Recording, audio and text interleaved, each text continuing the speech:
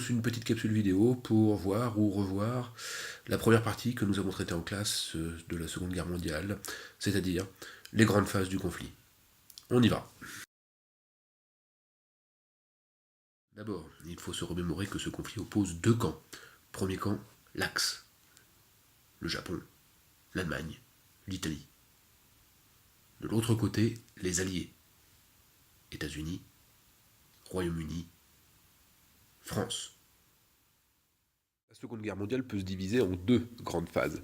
Une première grande phase qui va nous intéresser tout de suite, qui est celle des conquêtes de l'Axe, qui a lieu entre 1939 et 1941. Puis une seconde phase où les Alliés se renforcent et reprennent les territoires qui ont été pris par ceux de l'Axe, entre 1943 et 1945.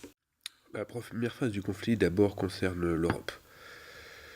La guerre s'ouvre avec l'invasion de la Pologne le 1er septembre 1939.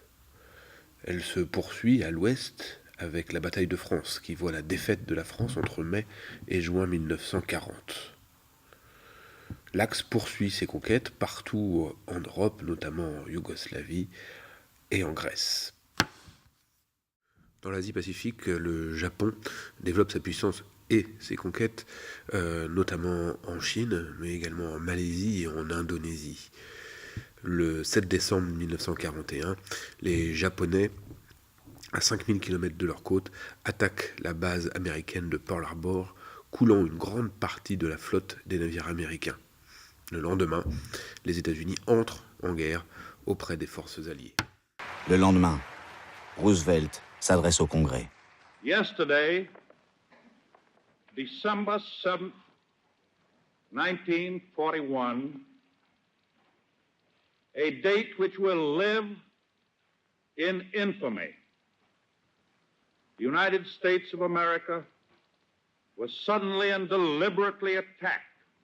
No matter how long it may take us to overcome this premeditated invasion, the American people in their righteous might will win through to absolute victory.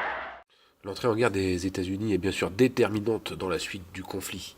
Leurs moyens militaires, mais aussi économiques, vont permettre aux Alliés de se renforcer et de reconquérir progressivement les territoires perdus.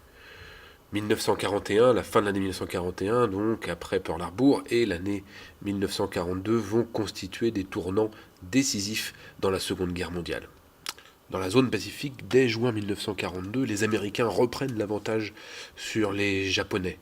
Leur puissance économique va leur permettre de reconquérir progressivement toutes les conquêtes japonaises et aboutir en 1945 à la défaite japonaise et à la capitulation suite au largage de la bombe Enola Gay sur Hiroshima. En Europe, l'Allemagne nazie va devoir faire face à plusieurs fronts.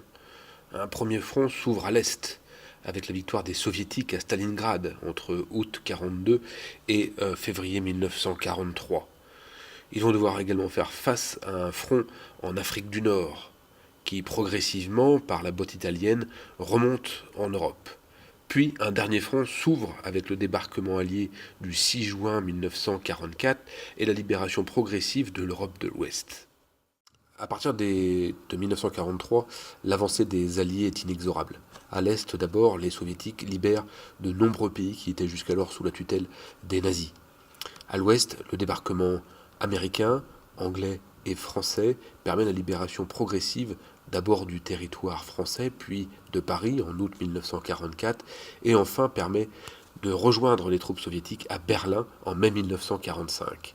Le 8 mai 1945, l'armistice est signé, l'Allemagne capitule et la Seconde Guerre mondiale prend fin en Europe. Voilà, j'espère que cette petite vidéo vous aidera à bien distinguer les grandes phases de ce conflit. D'abord, les conquêtes de l'Axe qui permettent la domination de l'Europe et de l'Asie-Pacifique par les forces de l'Axe, puis la libération de ces mêmes territoires par les forces alliées entre 1943 et 1945. Allez, à bientôt pour une prochaine vidéo.